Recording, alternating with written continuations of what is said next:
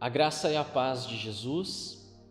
Hoje eu quero fazer uma reflexão bíblica com vocês sobre o tema pertencer é servir. E para refletir sobre este tema, eu escolhi a passagem onde o Senhor Jesus escolhe os seus 12 apóstolos.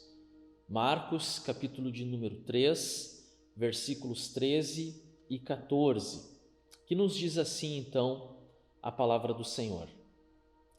Jesus subiu a um monte e chamou a si aqueles que ele quis, os quais vieram para junto dele. Escolheu 12, designando-os apóstolos, para que estivessem com ele e os enviasse a pregar. O texto continua, mas nós vamos ficar apenas nesses versos aqui, porque eles falam exatamente daquilo que nós precisamos ouvir e entender na mensagem de hoje. Pertencer é servir no sentido de fazer parte de algo que Deus tem preparado para nós. Em primeiro lugar, olhando para esse texto, nós precisamos entender que nós somos chamados a pertencer ao Senhor. Somos chamados a pertencer ao Senhor. O Senhor chamou para si aqueles que Ele mesmo quis.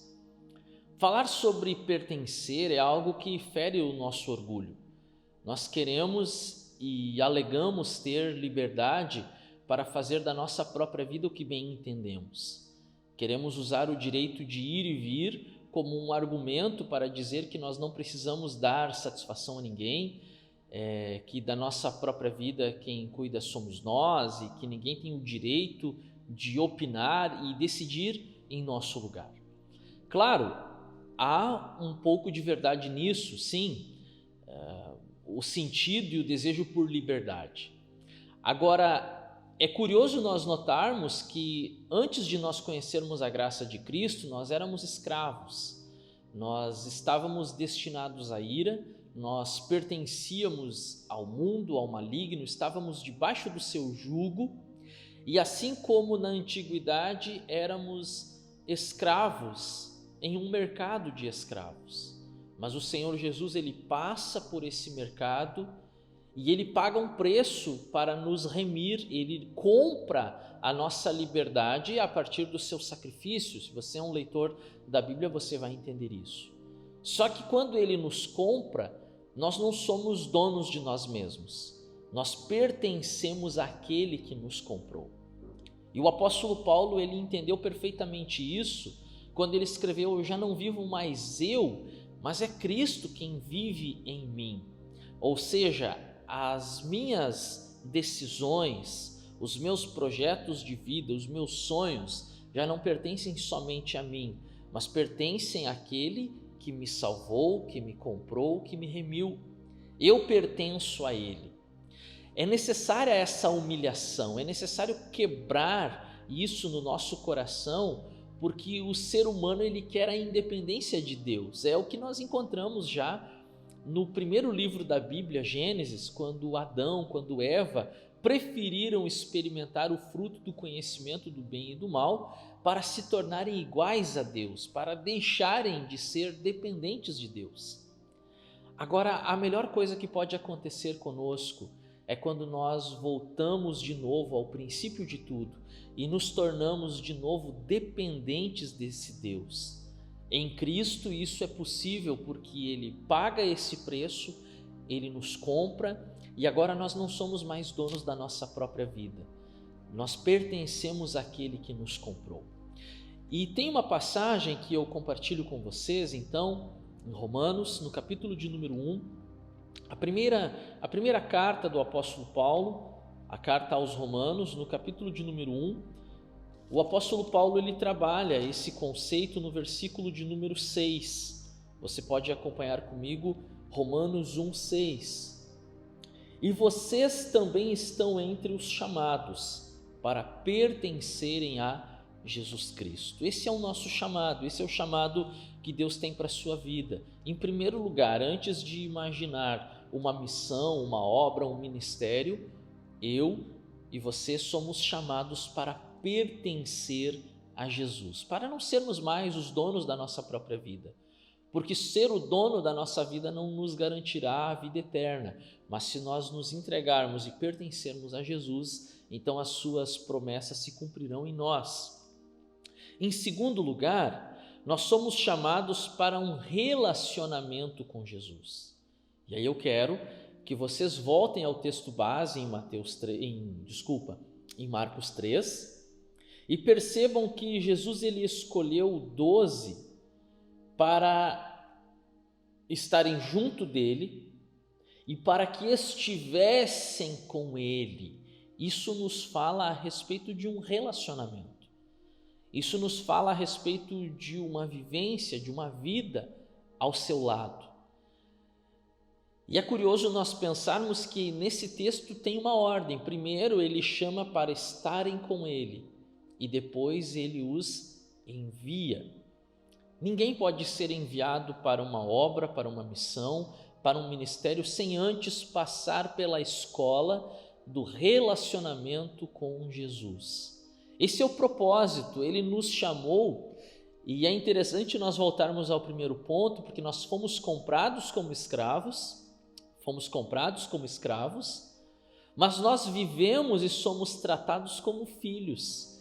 E frequentemente nós vamos encontrar passagens que nos apontam para uma adoção. Nós fomos comprados como escravos, mas nós somos recebidos na casa do Pai como filhos e como co-herdeiros em Cristo. E aí então eu quero ler com vocês a segunda carta do apóstolo Paulo aos Coríntios, 2 Coríntios, capítulo de número 6. Nós havíamos lido Romanos, agora nós vamos seguir em frente e ler 2 Coríntios, capítulo de número 6 e versículo 16 e 18.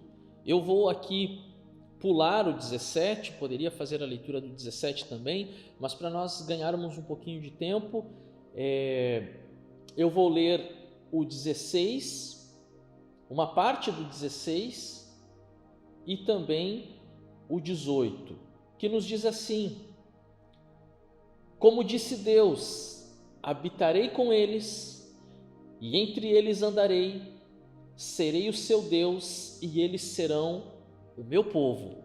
E aí depois o 18, e lhes serei pai, e vocês serão meus filhos e minhas filhas, diz o Todo-Poderoso. Essa passagem que o apóstolo Paulo está fazendo uma citação de duas passagens do Antigo Testamento. Primeiro ele está citando Ezequiel e depois ele está citando 2 Samuel, dois livros distintos, e ele agrupa essas passagens e coloca junto, então, nessa segunda carta aos Coríntios. O apóstolo Paulo está revelando ali, mostrando-nos a questão do relacionamento com Deus que nós, como filhos, podemos desfrutar. E o Senhor Jesus, ele nos ensinou isso já na oração do Pai Nosso. Ele diz: quando vocês orarem, orem desse jeito, Pai. Ele inaugura esse relacionamento de um filho com um pai, de um pai com um filho.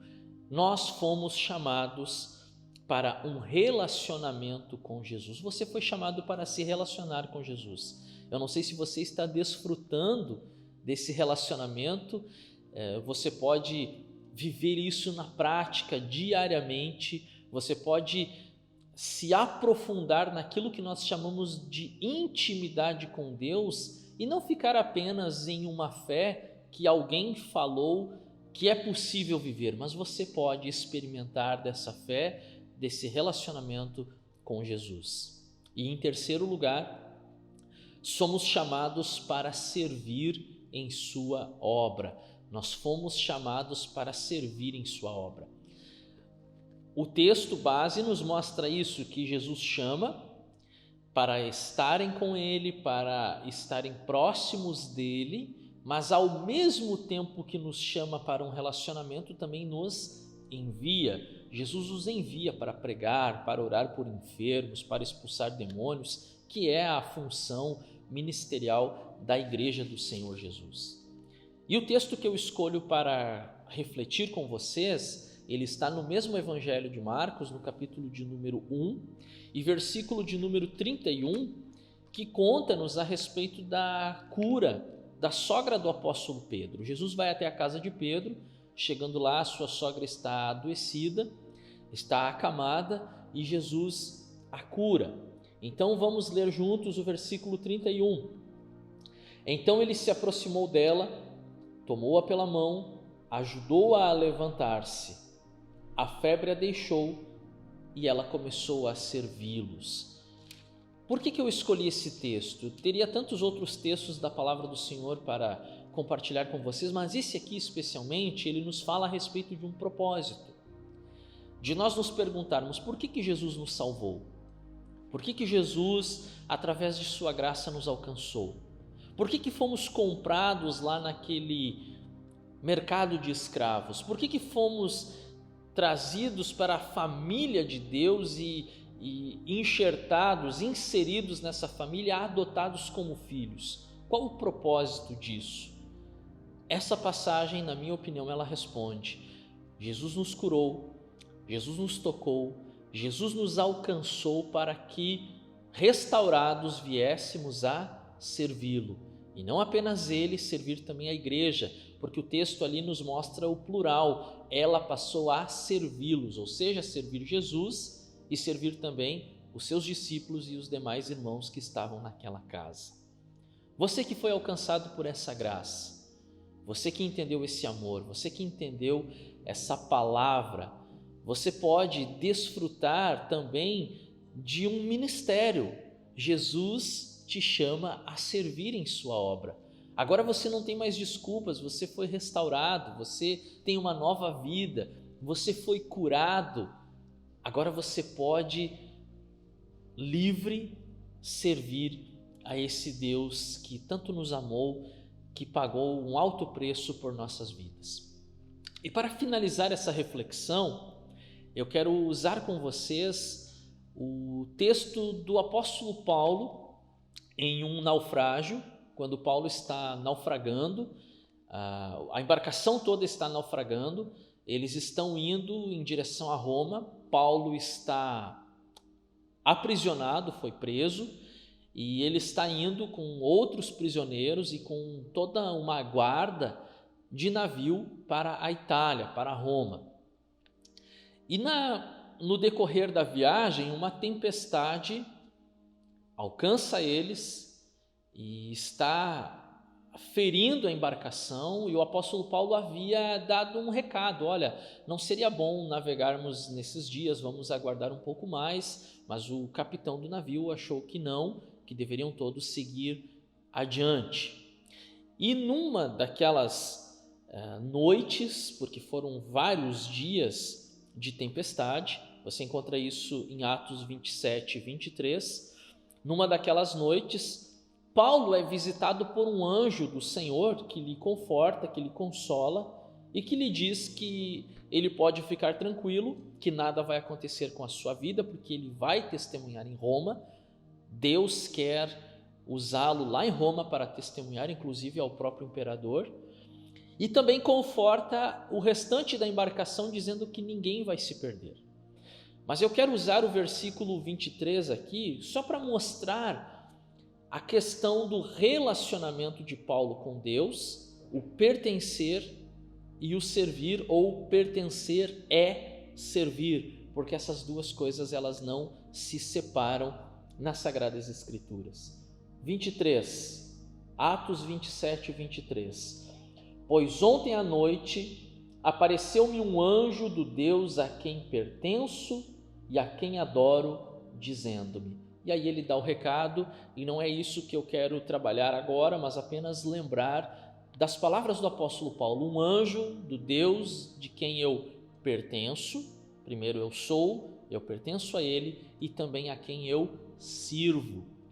E rapidamente eu quero fazer um paralelo desta passagem com a passagem de Jonas. Jonas no capítulo 1, onde Jonas também está numa embarcação, semelhantemente ao apóstolo Paulo, só que numa circunstância totalmente diferente, porque Jonas está fugindo de Deus.